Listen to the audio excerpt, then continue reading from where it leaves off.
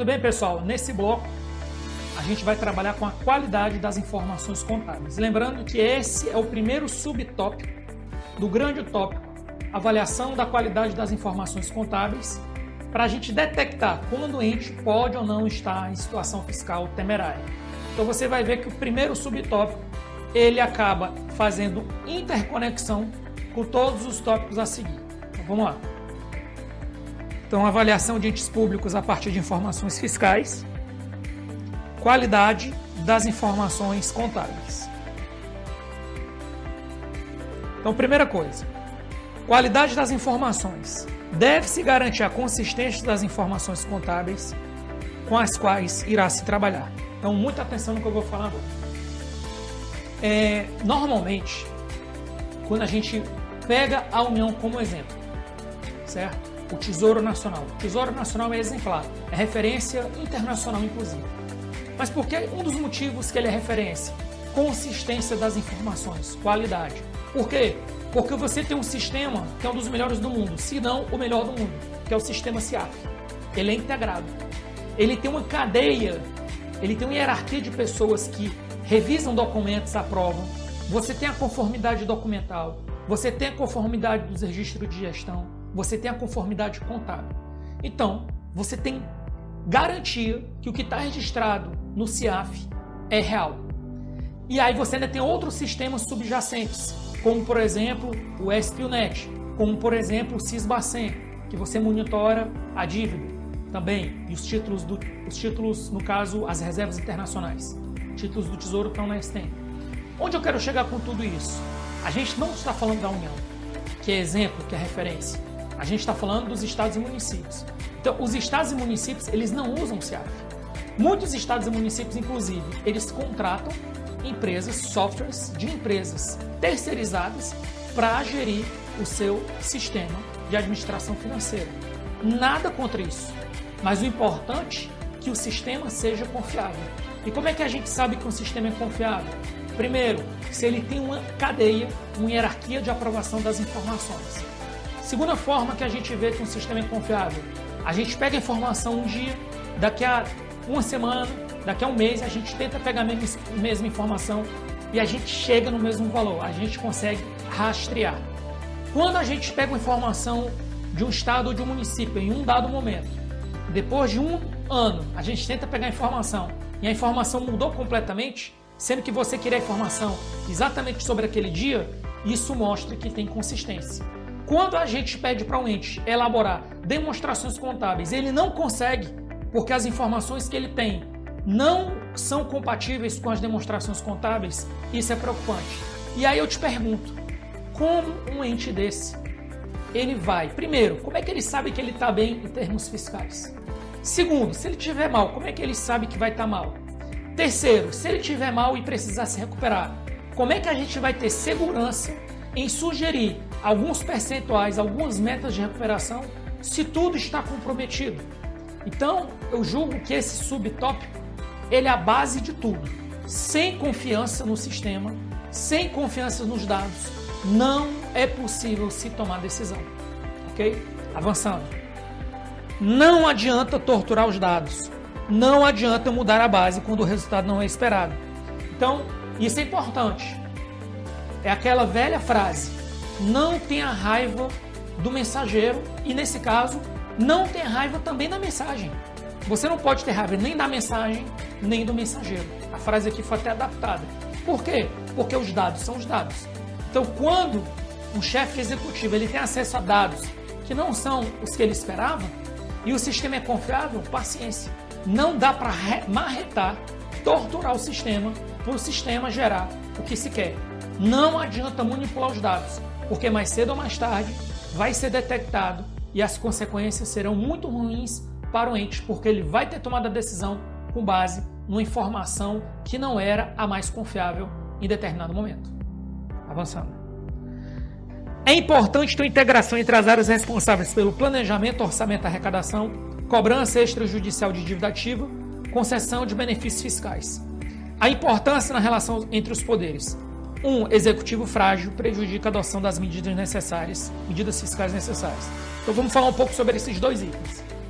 O primeiro item é o seguinte: muitas vezes existe uma dicotomia na administração pública. Eu sou a Secretaria de Planejamento, eu autorizo a despesa. Eu sou a Secretaria da Fazenda, eu estou preocupado com a arrecadação. E o Executivo, no caso a União, em 2019, tomou uma decisão que foi muito boa. Uniu Fazenda com Planejamento e criou o Ministério da Economia. Não estou sugerindo que as secretarias nos estados e nos municípios façam a junção e criem a Secretaria da Economia. Mas o que eu quero trabalhar é essa ideia. Não adianta, você pode ter uma departamentalização para ter pessoas especializadas, mas essa departamentalização, essa especialização, ela não pode ser usada como barganha. Ou seja, porque eu tenho as informações, porque eu tenho conhecimento. Na verdade, o conhecimento ele deve ser disseminado, certo? O processo ele tem que ser feito de uma forma que ele independa das pessoas. As pessoas são importantes no serviço público, mas as pessoas são importantes, mas o processo também é importante. O processo ele deve ter um grau de governança, um grau de integridade X, que independente da mudança dos atores, o processo continue fluindo da melhor forma possível e alcançando os resultados melhores possíveis. Por que eu estou falando isso? Porque não pode haver competição entre planejamento e fazenda. Não pode ter competição entre fazenda e a procuradoria que cobra a dívida ativa. Na verdade, todo mundo tem que estar trabalhando juntos nesse processo de recuperação fiscal, se realmente o ente quiser incrementar sua receita e se realmente o ente quiser reduzir permanentemente suas despesas. Esse é o primeiro bloco desse slide. Segunda parte desse slide que é importante, segunda ideia, relação do Executivo com os demais poderes. É sabido que a Constituição Federal e as Constituições estaduais e as leis orgânicas replicam isso, a autonomia e separação dos poderes que devem atuar de forma harmônica. Isso é muito bom. Isso é interessante, isso deve ser valorizado. No entanto, o que não pode acontecer?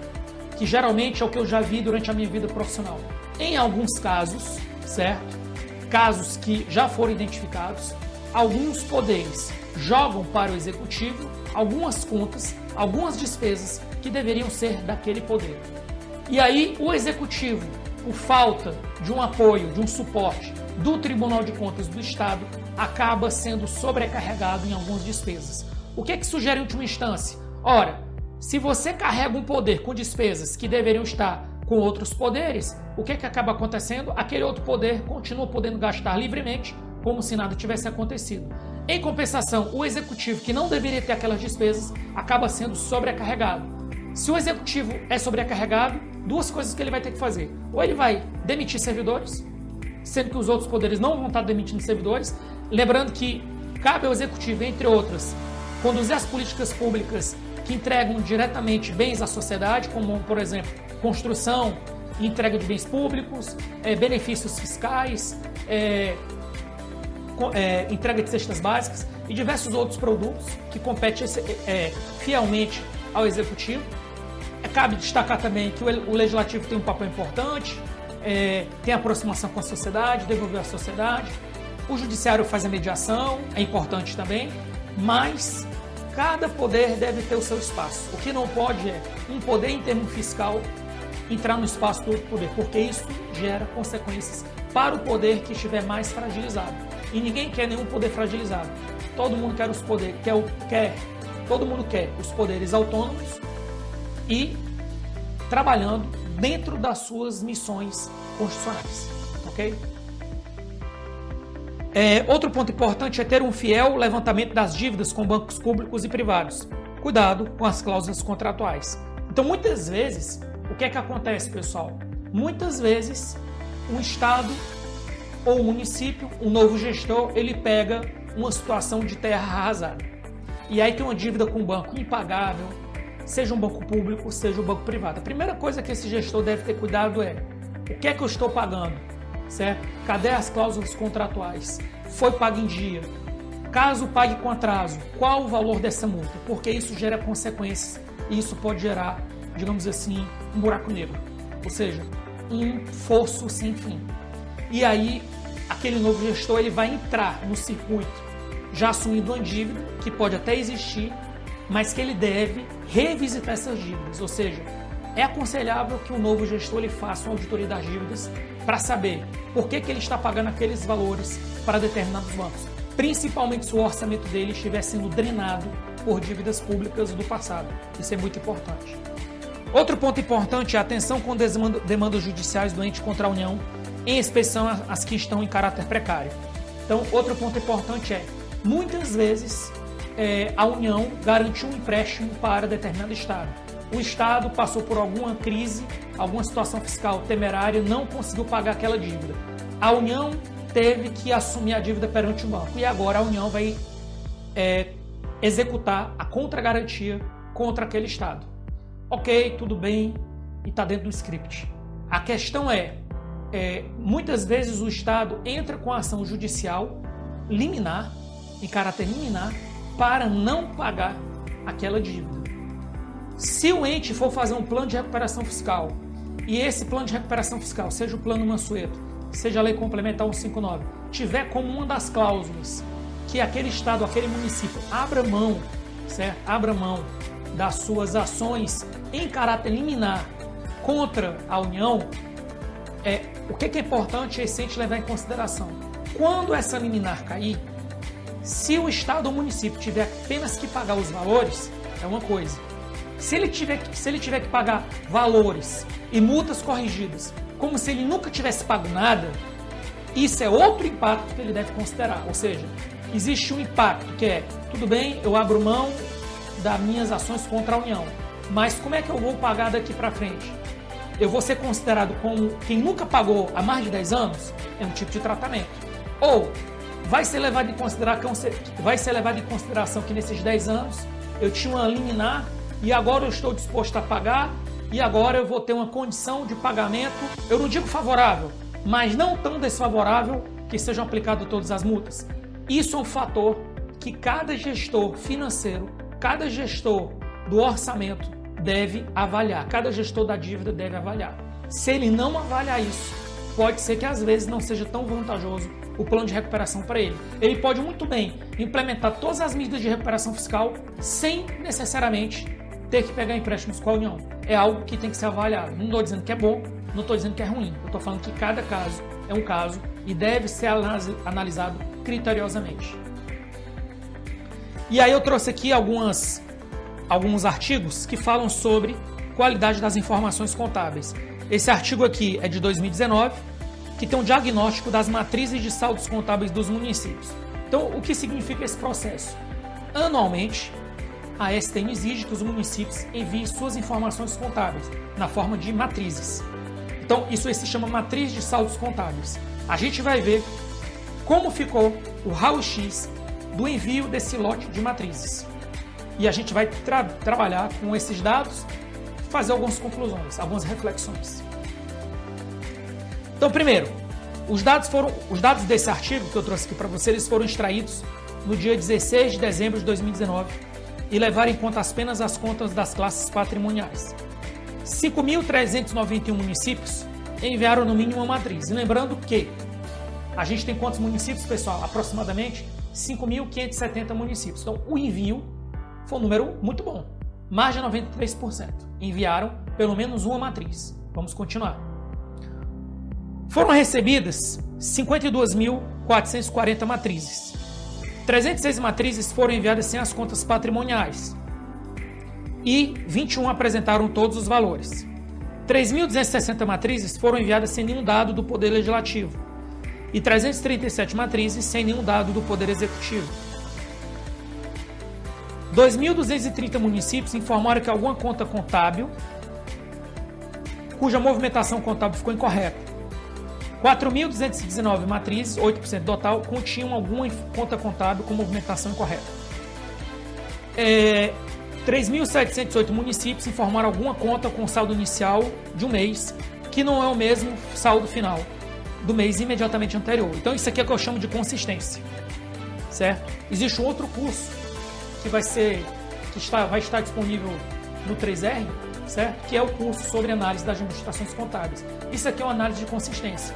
O saldo final do caixa de 31 de dezembro de 2021 tem que ser o saldo inicial do caixa em 1º de janeiro de 2022. Não faz sentido isso aqui.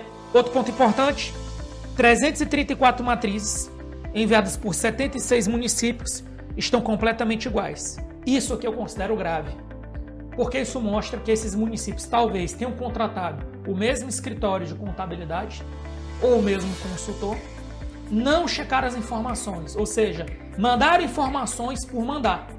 Porque, pessoal, é impossível que 76 municípios tenham os mesmos valores durante um exercício financeiro com diversas complexidades que ocorrem. Existe depreciação, existe amortização, existe arrecadação de imposto, existe distribuição de fundo de participação dos municípios. Ou seja, isso aqui, em termos estatísticos, é impossível de acontecer.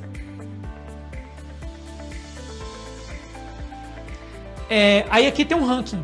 Esse ranking agora que eu vou te mostrar é um ranking que é usado tanto para estados quanto para os municípios. Então a gente vai trabalhar aqui com o ranking dos estados. Lembrando que esse ranking é o ranking da qualidade das informações. Então existem várias dimensões.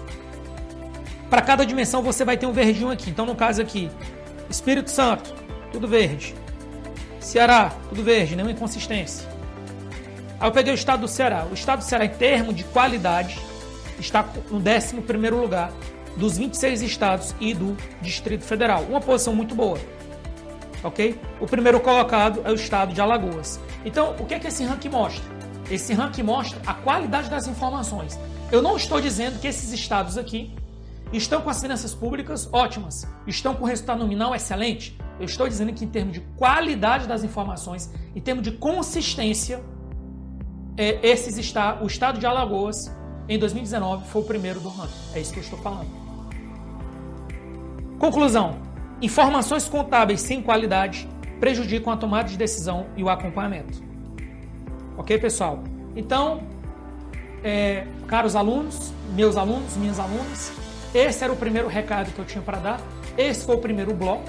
Espero que tenham gostado, que você possa ter tido alguns insights, algumas reflexões, ter se colocado, ter pesquisado até como é que está o seu estado aqui, como é que está o seu município dentro desses rankings. Qualquer dúvida, pode mandar nas nossas perguntas, no nosso fórum. E encerramos por aqui. Até o próximo bloco. Fiquem com Deus.